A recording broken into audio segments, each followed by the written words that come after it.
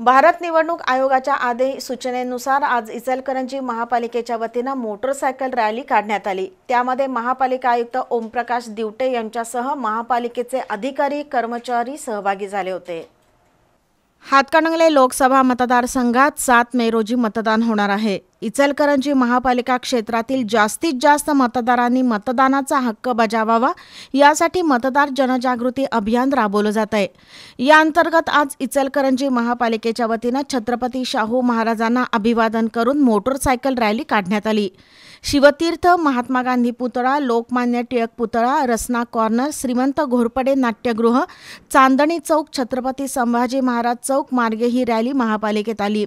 तिथं मतदान प्रतिज्ञा घेऊन रॅलीची सांगता झाली।